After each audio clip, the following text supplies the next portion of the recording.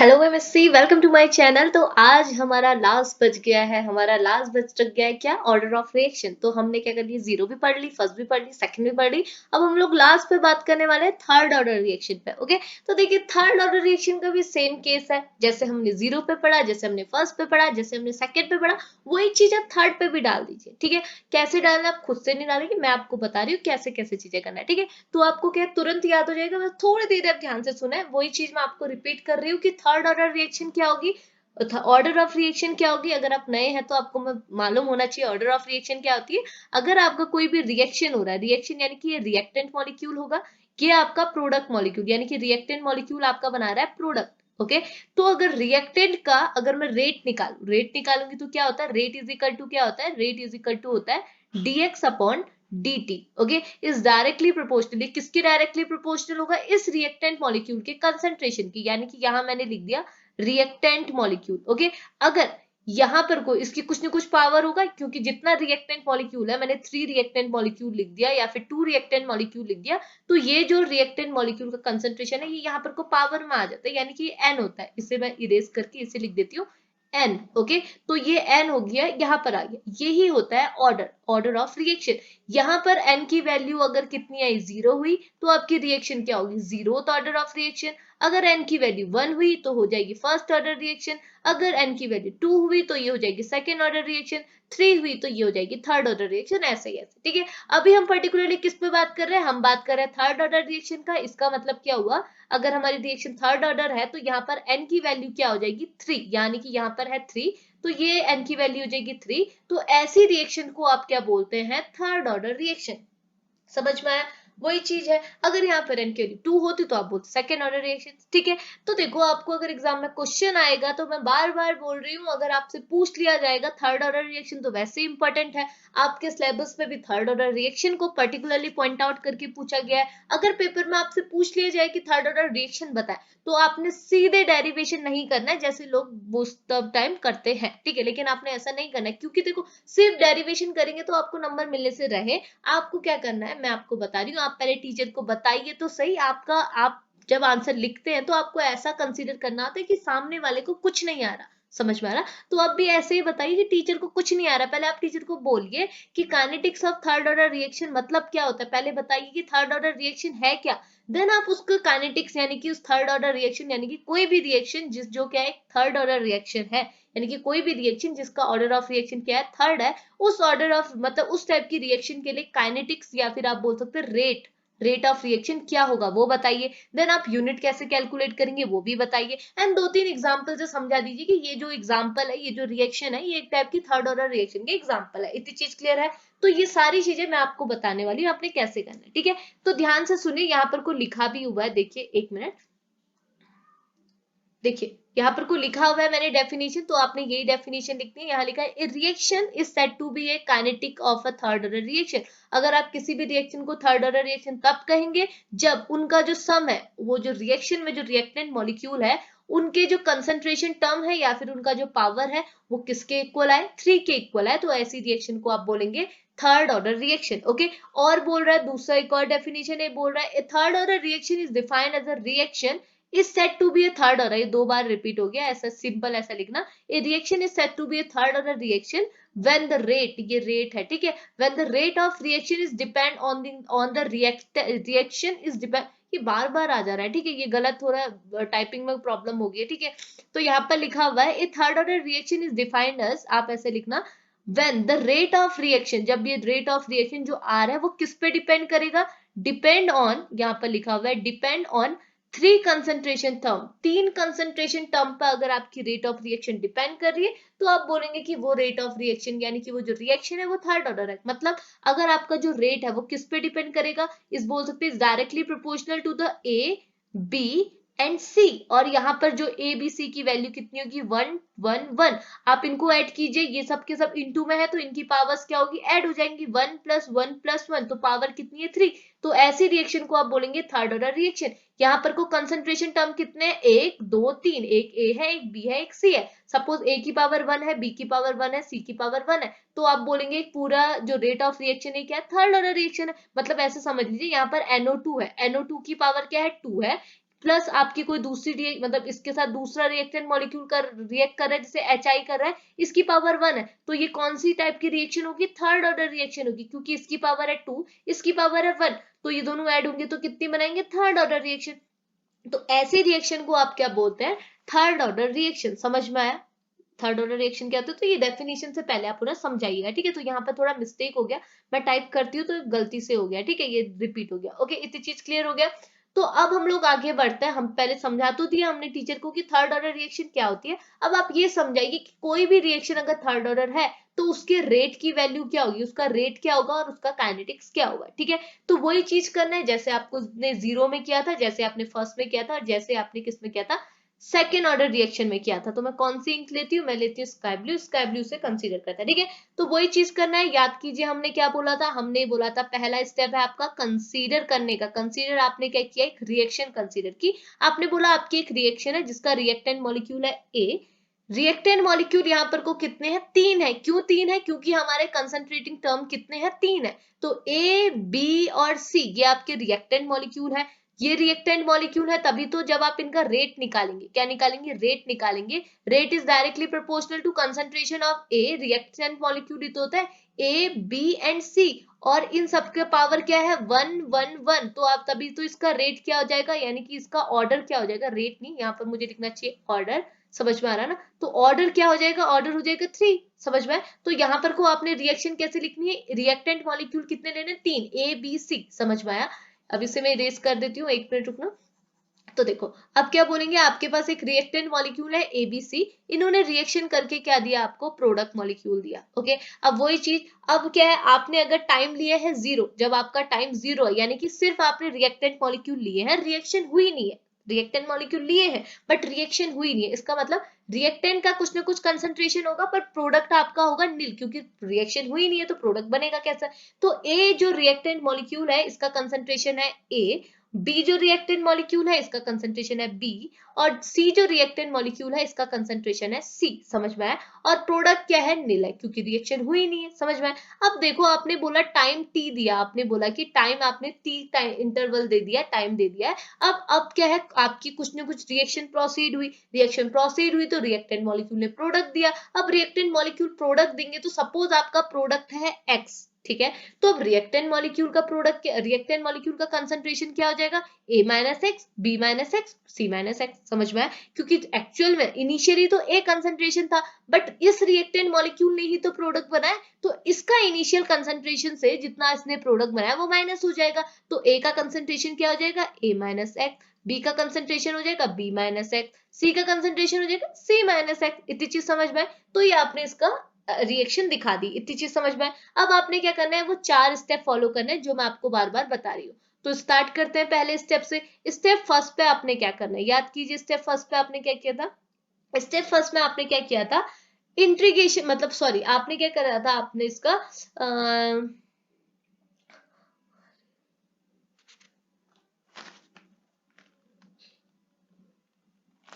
आपने इसका क्या किया था? रेट एक्सप्रेशन दिखाया था। तो अब आप यहां पर को लिखेंगे रेट एक्सप्रेशन ऑफ, तो देखना ध्यान से देखना, रेट एक्सप्रेशन ऑफ किसका? रेट एक्सप्रेशन देख रहे हैं अभी हम लोग, third order reaction. Third order reaction का रेट एक्सप्रेशन क्या हो जाएगा? तो यहाँ पे ध्यान देखते, तो यहाँ पर रेट कैसे निकाल रहे थे हम? जैसे निकाल रहे वैसे ही निकालना है। dx upon dt is directly proportional to reactant molecule. Reactant ही तो ले रहे थे, रिएक्टेंट की पावर यहाँ पर को क्या हो जाएगी? 3, क्योंकि यहाँ पर रिएक्टेंट मॉलिक्यूल क्या है हमारे? क्या है?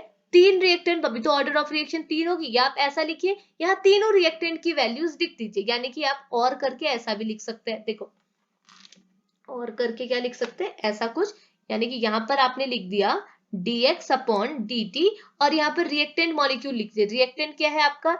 a minus x.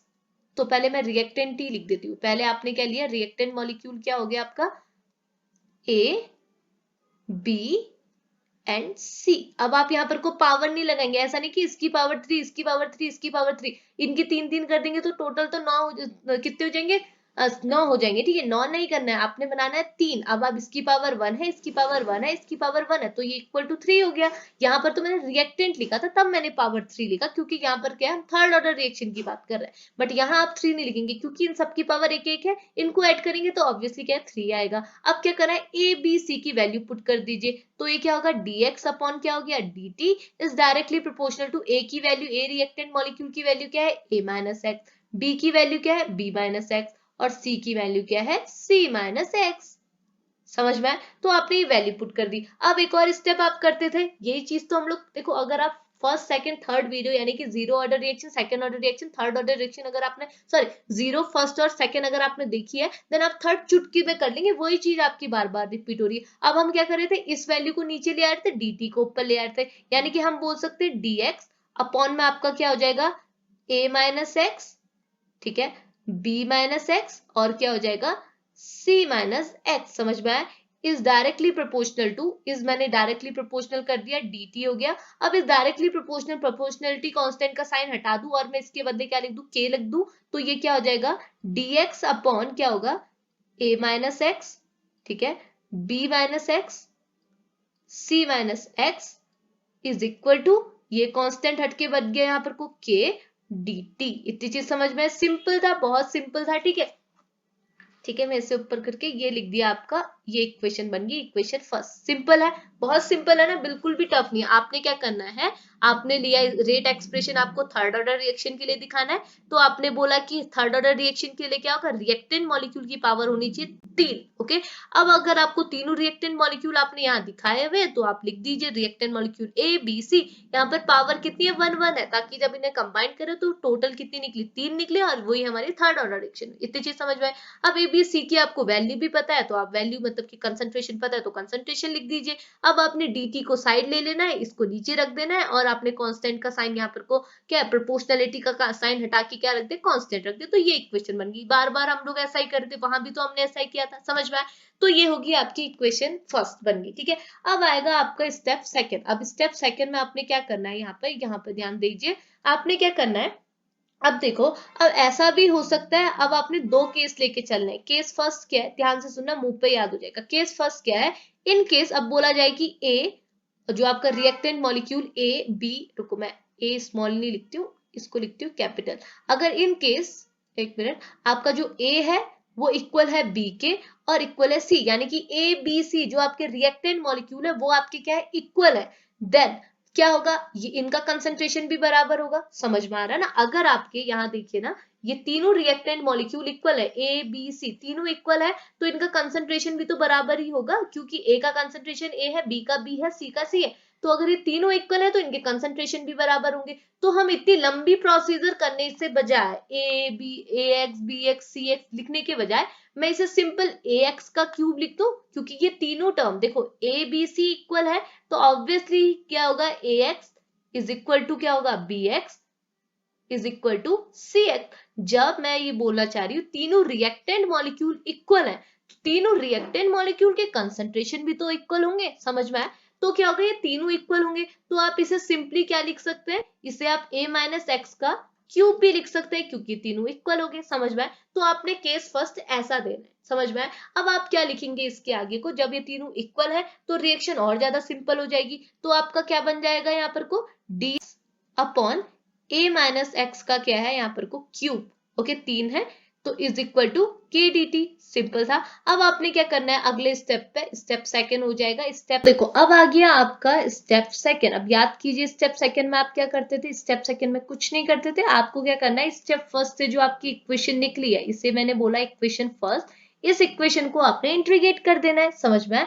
तो इसको अगर आप इंटीग्रेट करेंगे तो क्या होगा, आपको दोनों साइड इंटीग्रेशन का साइन लगाना है पहले, तो ये क्या होगा, dx upon a minus x का क्या है, ये क्यूब, इसका इंटीग्रेशन इज इक्वल टू के, तो आपका कांस्टेंट है, ये आगे आ गया, इंटीग्रेशन ऑफ हो गया dt। ओके, अब देखिए, अब आपको थोड़ा याद करना होगा, के dt का इंटीग्रेशन करना तो आपको आता ही है, क्या होता है, kt होता है, बट इसका इंटीग्रेशन क्या होगा, वो आपको क्या है, इंटीग्रेटेड प्रोडक्ट आपको याद करना होगा। मैथ्स वाले तो समझ लेंगे, बायो वाले क्या करेंगे, याद करेंगे। कैसे होगा, अब इसका प्रोडक्ट क्या होता है, इंटीग्रेटेड प्रोडक्ट होता है 1 अपॉन, याद करते हुए चलना, 1 अपॉन 2 a माइनस एक्स का क्या होता है, क्यूब।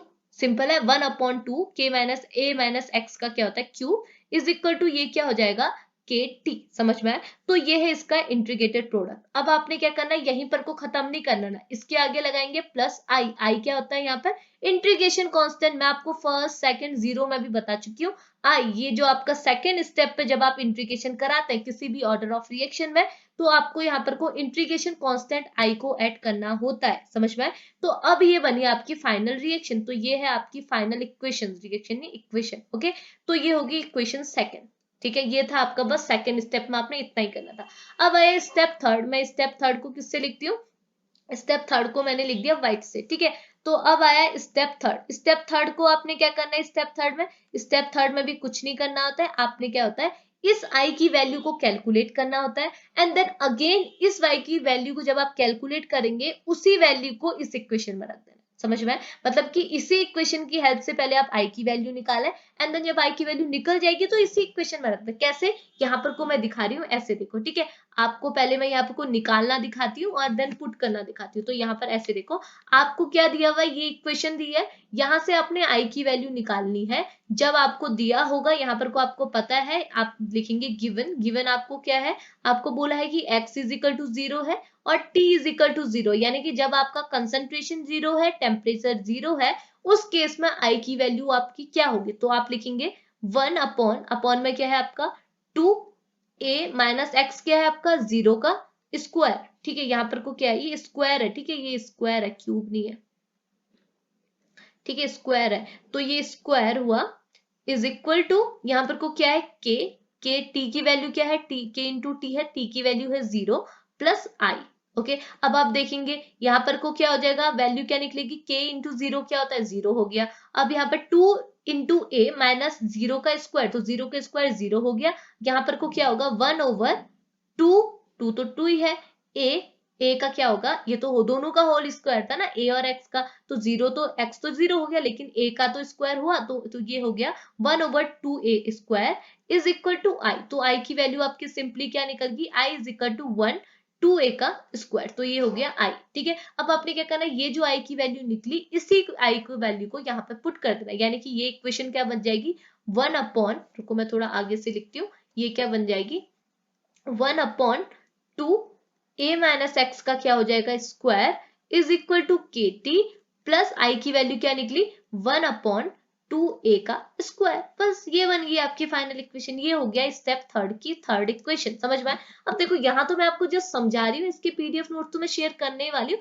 बट आप यहाँ पहले समझ लीजिए। स्टेप फर्स्ट में हमने क्या किया समझ में आया, स्टेप सेकंड में आपने क्या किया सिंपल इंटीग्रेशन किया, स्टेप थर्ड में ऐसी वैल्यू निकाली और वहीं पर को पुट कर दी। समझ में? ये हो गया इक्वेशन थर्ड। अब आपका इक्वेशन फोर्थ क्या होती है, यानी कि फोर्थ स्टेप में आपको क्या करना होता है। तो यहाँ पर देखिए किससे लिखे, ग्रीन से लिख लेते हैं। ठीक है, स्टेप फोर्थ पे क्या करना होता है। अब आया आपका स्टेप फोर। स्टेप फोर्थ पे आप क्या करेंगे, बहुत ईजी है। अब आपने बस वो इक्वेशन आपको जो मिली उसे सॉल्व करना है। कैसे सॉल्व करना है, आपकी इक्वेशन क्या बनी थी, एक मिनट मैं यहाँ पर को वापस से लिख लेती हूँ। इक्वेशन आपकी क्या बनी थी, इक्वेशन आपकी बनी है 1, देखो ये बनी है 1/2a माइनस एक्स का स्क्वायर, ठीक है, इज इक्वल टू के टी प्लस 1/2a का स्क्वायर। समझ में आया? अब हम लोग क्या करेंगे, अब आप ध्यान से देखिए, अब आपने इस इक्वेशन को सॉल्व करना है। कैसे सॉल्व करेंगे, एक मिनट, देखो आप क्या करेंगे, ये अब आपने क्या करना है, इस इक्वेशन को अगर आप आगे ले आएंगे तो ये क्या है, प्लस का साइन माइनस में कन्वर्ट हो जाएगा और आगे आपका के टी निकल जाएगा, क्योंकि आपको किसकी वैल्यू निकालनी है, के यानी कि कांस्टेंट की। ओके,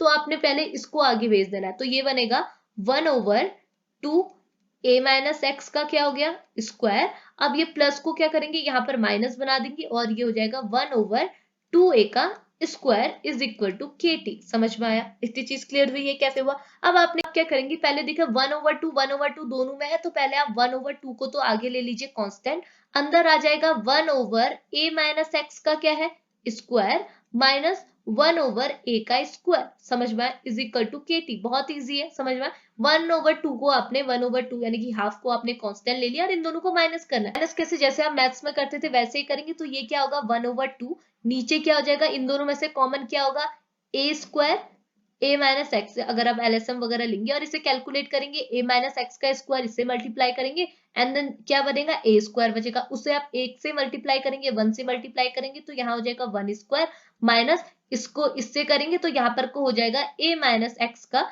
स्क्वायर, यानी कि क्या होता है, ये जो नंबर है ये इससे कैंसिल हो गया, समझ में, बचा क्या, ए स्क्वायर, तो आपने यहाँ लिख दिया ए स्क्वायर से ए स्क्वायर कैंसिल हो गया, क्या बचा, ए माइनस एक्स का स्क्वायर, तो यहाँ पर आ गया इज इक्वल टू, इसे मैंने ब्रैकेट में कर दी, इज इक्वल टू क्या हो गया आपका के टी हो गया। इतनी चीज समझ में आई। अब आप क्या करेंगे, इसे अगर आप सॉल्व करेंगे तो देखो मैंने यहाँ पर को सॉल्व करके लिख दिया, यहाँ पर को लिख देती हूँ नीचे पे।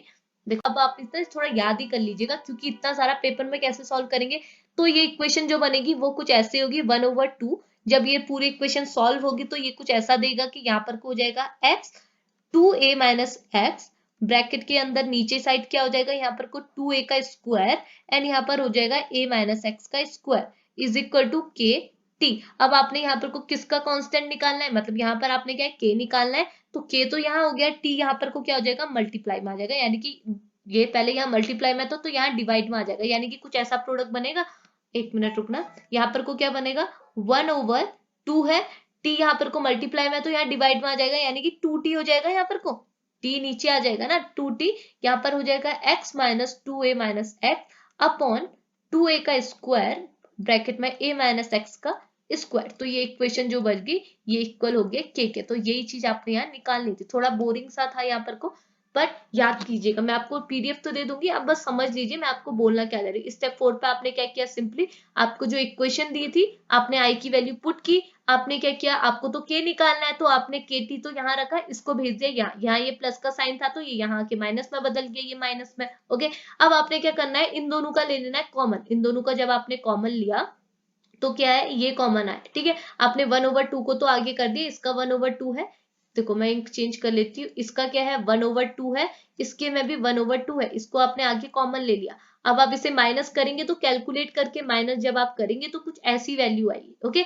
अब आगे आ गया के टी, अब आपने निकालना है के को, टी यहाँ पर को मल्टीप्लाई में है तो यहाँ के क्या आ जाएगा, डिवाइड में चल जाएगा, यानी कि नीचे आ जाएगा, तो आपने इसे यहाँ पर रख दिया, यानी कि 1/2t, समझ में, इज इक्वल टू दिस, ठीक है, तो आपकी के की वैल्यू निकल गई, ये हो जाएगा आपका काइनेटिक्स, या फिर बोल सकते हैं rate of third order reaction. तो सिंपल है, तो ये कुछ स्टेप्स हैं, आपने यही स्टेप फॉलो करना है और रिएक्शन आपकी, यानी कि थर्ड ऑर्डर रिएक्शन का आप काइनेटिक्स बहुत आसानी से कर लेंगे, ठीक है। अब मैं आपको एक और चीज बता रही हूँ कि मैंने आपको यहाँ पर कोई एक चीज बोली थी ना कि केस फर्स्ट, ठीक है, यहाँ पर इतना स्पेस है नहीं, मैं इरेज करके दिखाऊंगी क्योंकि पीडीएफ तो मैंने शेयर करनी, क्योंकि यहाँ पर लिखा है, देखो केस फर्स्ट मैंने बताया था कि जब ये तीनों कंसंट्रेशन आपके बराबर होंगे तो आपका अगर ए बी सी जो आपके कंसंट्रेशन है, मतलब ए बी सी जो रिएक्टेंट मॉलिक्यूल है वो इक्वल होंगे, उस केस में जो के की वैल्यू होगी वो ऐसी होगी। लेकिन अगर एक कंडीशन ऐसी भी तो हो सकती है जब आपका A is not equal to B is not equal to C होगा, तो इस केस में आपका काइनेटिक्स यानी कि के की वैल्यू क्या होगी,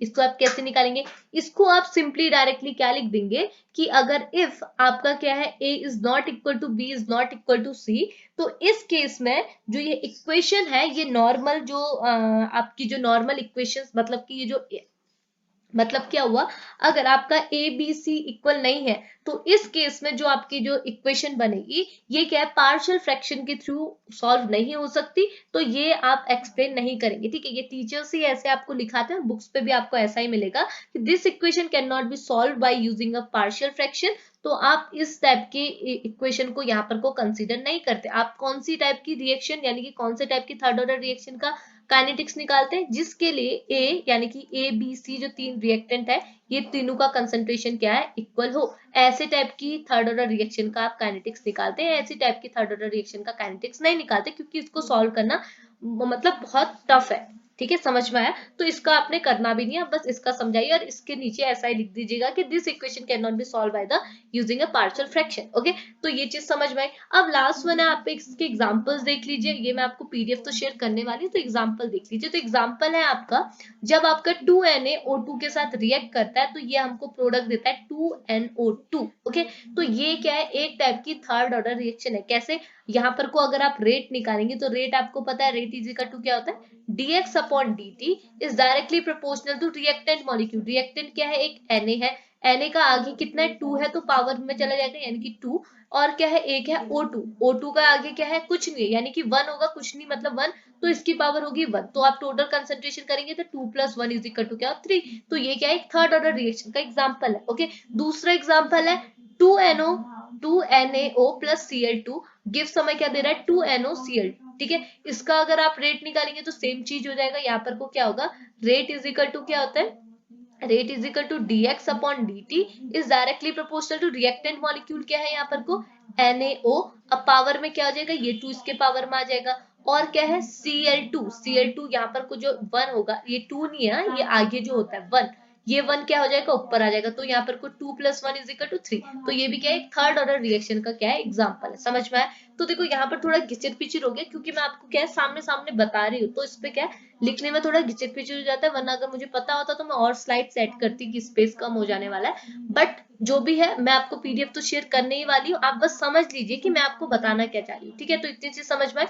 तो ये है आपका क्या है, थर्ड ऑर्डर रिएक्शन और इसकी काइनेटिक्स। ठीक है, तो होप आपको वीडियो पसंद आई होगी, समझ में आई होगी। अगर आई है तो प्लीज सपोर्ट कीजिए, लाइक कीजिए, शेयर कीजिए, सब्सक्राइब कीजिए। मिलते हैं हम लोग नेक्स्ट वीडियो केमिकल डायनेमिक्स की। अभी वीडियो को फिनिश करते हैं। Bye bye.